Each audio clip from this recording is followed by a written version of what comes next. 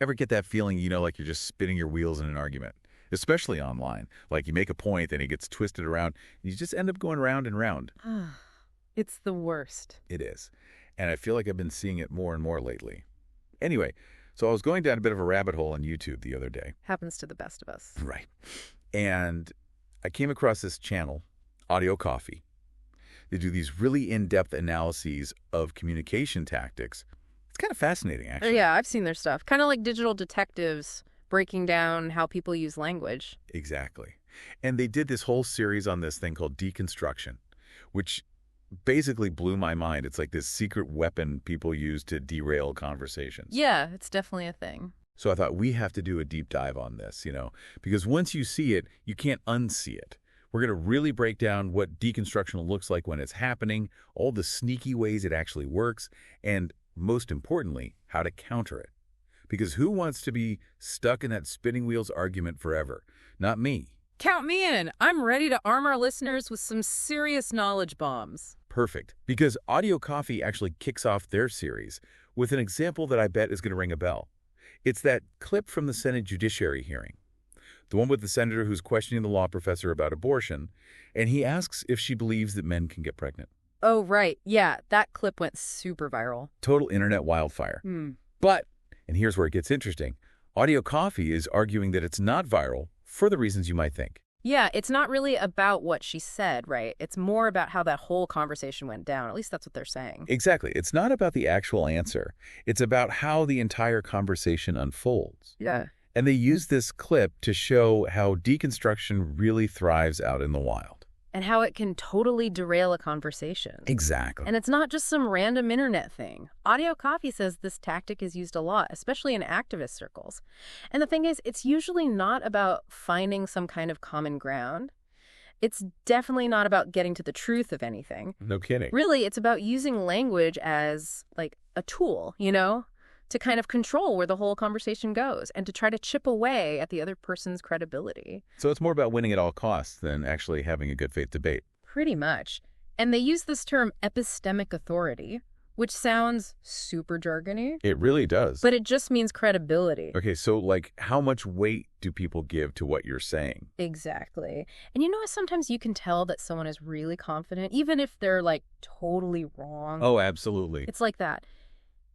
Deconstruction, it aims to sort of create this, this aura of doubt around the other person's expertise, even if what they're saying is completely solid and factual. Okay, I see where you're going with this. Imagine for a second that you're having a debate with someone who thinks the Earth is flat. Oh, boy. Right. Okay, I'm imagining it. Okay, so they might not have, all of science backing them up.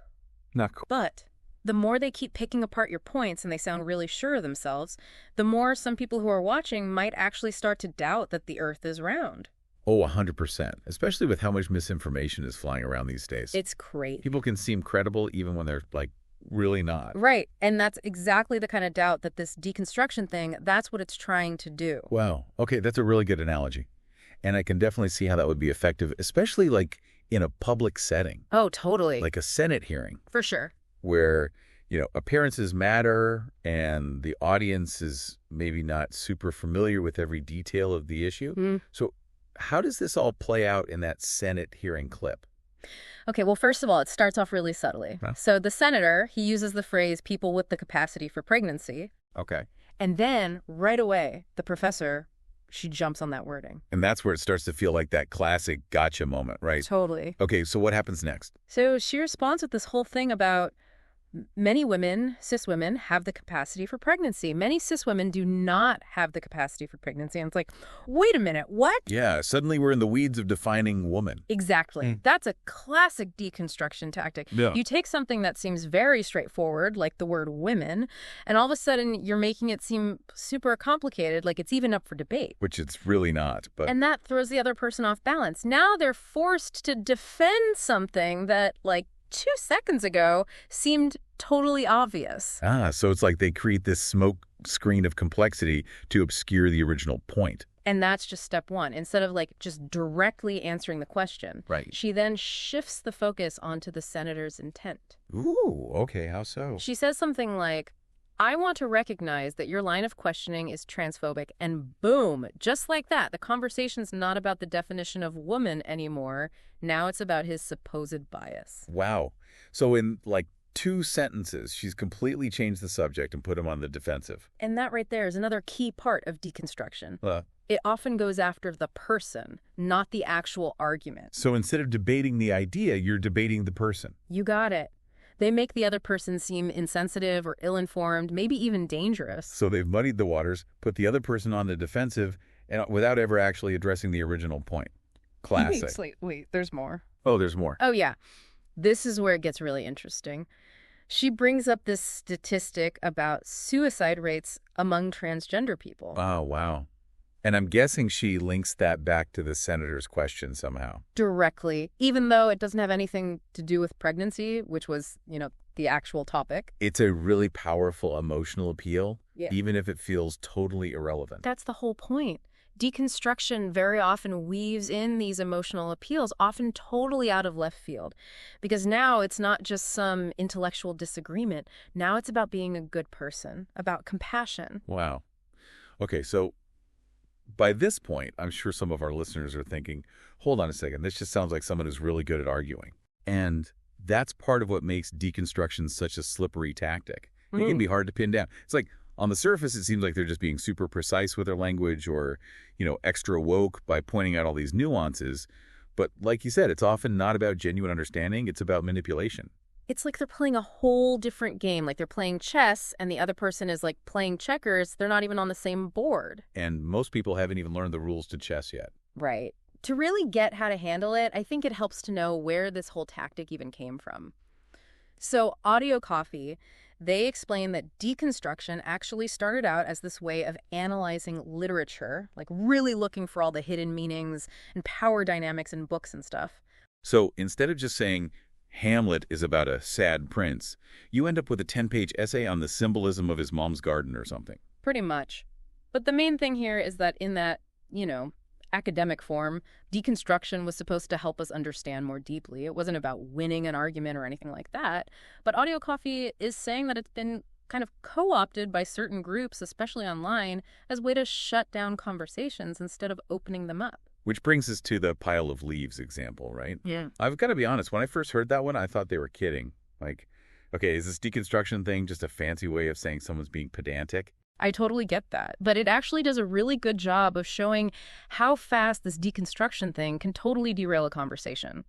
Okay, imagine this. Someone says, I know what a pile of leaves is. Seems pretty straightforward, right? Yeah, we've all seen a pile of leaves. Like, it's not exactly rocket science. Exactly. It's obvious. But the deconstruction tactic would be to start picking apart that statement, like nitpicking every single word. They might be like, oh, so what you're saying is any number of leaves makes it a pile, even if it's like only 2 leaves. What if those leaves are 10 feet apart? What if they're like different colors? Are those still a pile? It's just like question after question after question. Until you want to scream. Yeah. And you're so busy defending what a pile even is that you've completely lost track of whatever you were talking about in the first place. Bingo. And that's exactly what they want. They want you to be totally confused and off balance. They want things to be vague and ambiguous.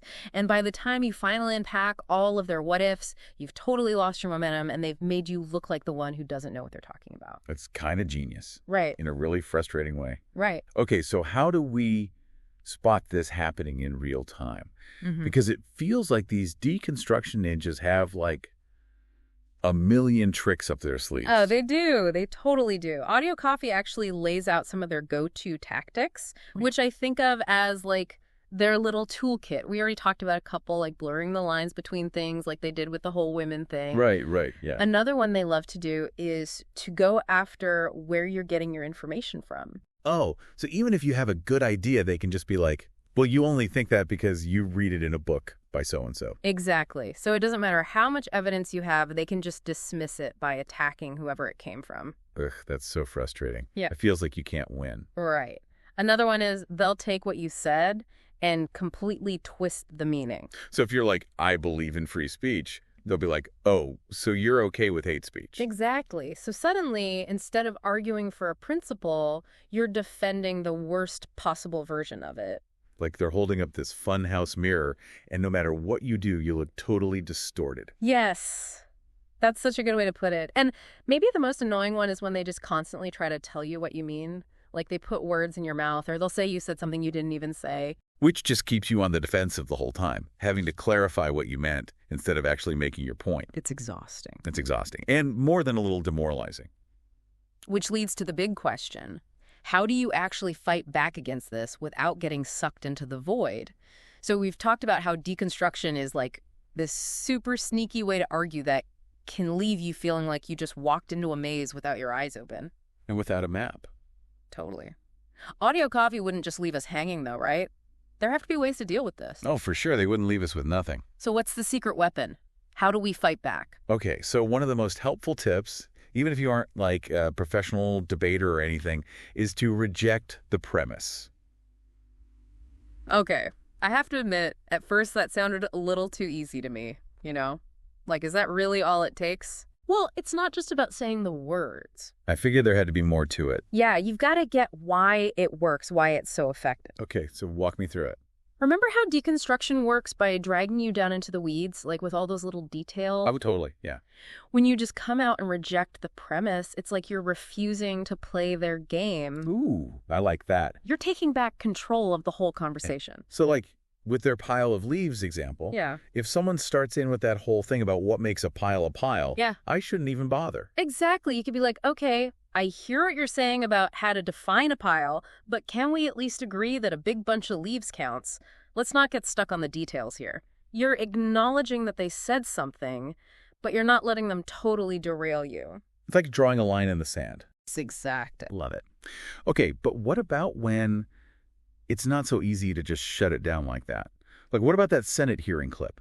That feels different. Yeah, that's when you need to be a little more, strategic. Okay. Remember when she accused him of, denying trans people even exist just by asking if men can get pregnant? Oh, yeah. So a good counter there would be something like, well, my question was based on, the biological definition of men, but that doesn't mean I'm saying anything about the experiences of trans people, and it doesn't change my stance on this issue at all. Oh, so you're kind of like acknowledging their point, but also bringing it back to your point. Yeah, you're showing them that you're not afraid to talk about these things, but you're not going to let them control the whole conversation either. Okay, I like that. It's firm but fair. Okay, that's super useful.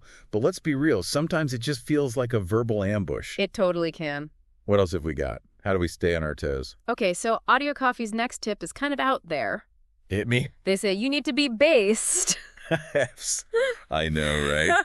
I knew that one was coming. Oh. Okay, but for the folks at home who haven't gone down that particular internet rabbit hole, Yeah. what does based actually mean in this context? Okay, so based has come to mean sticking to what you believe in, your values, even when, or maybe especially when it's not popular. So being based means knowing your stuff, really knowing why you believe what you believe. Exactly. And being able to back it up, too. The more you actually know about something, the harder it is for someone to use these tactics on you and make you doubt yourself. Makes sense. Knowledge is power. Okay, what else? This one might seem super obvious, Okay. but you gotta stay focused, really focused. Easier said than done sometimes. Oh, totally. But this is what these deconstruction tactics want you to do. They want to pull you in a million directions at once, and before you know it, you're arguing about something completely different. It's so true. And then you're like, wait, how did we even get here? Right. Just keep bringing it back to your main point. Even if you feel like a broken record. Even then.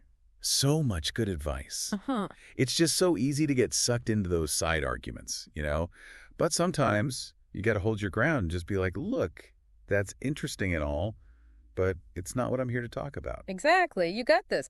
Oh, and also, sometimes walking away is the smartest move. You don't have to debate someone, especially on the internet. Especially not if you can tell they're not arguing in good faith. Exactly. It's like that saying, right? Never argue with a fool. People watching might not be able to tell the difference. Exactly.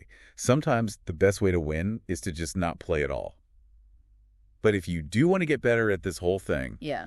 Audio Coffee had a really interesting suggestion. What was that? Okay, so are you ready for this? I think so. Hit me. They said to find low-stakes places to practice. And they specifically called out Instagram comments. Wow. Really? I know, right? Of all places. I guess it kind of makes sense. It does. It's like Find a place where you can try out these skills without the pressure of a super serious debate. Right, like a casual sparring match. Exactly. Okay, so to wrap this whole thing up, it seems like the goal isn't to become deconstruction experts ourselves, right? It's more about just knowing what it is, being able to spot it. Being aware that it's a thing. Yeah. And then we can choose if we want to engage. Yeah. Or just nope right out of there. Exactly. Sometimes that's the best option. You know what's really interesting about all of this, though? What's that? Audio Coffee made this point that I thought was so smart. They said that sometimes these arguments aren't even about the thing itself, you know? Ooh, interesting. Like, remember that scene in Thank You for Smoking? The one where he's like, I'm not trying to win over the person I'm debating. I'm trying to win over the audience. Yes, exactly that. It's all about how it looks to other people, especially online. Oh, 100%. It's like online, everyone's performing for an audience all the time. Right. So next time you find yourself in one of these frustrating back and forths, Yeah. take a second, ask yourself, who are you really talking to here? Is it even worth it? Are you just adding fuel to a fire that's not going to go anywhere good? That's such a good point. And, it reminds me that sometimes the best thing we can do is just disengage, Yeah. Like our worth doesn't come from winning arguments, especially online. So true. Well, on that note, we'll leave you with this. Where have you seen these deconstruction tactics in action? Did this conversation change how you see those internet arguments that just go in circles? Let us know. And until next time, happy and hopefully more mindful debating.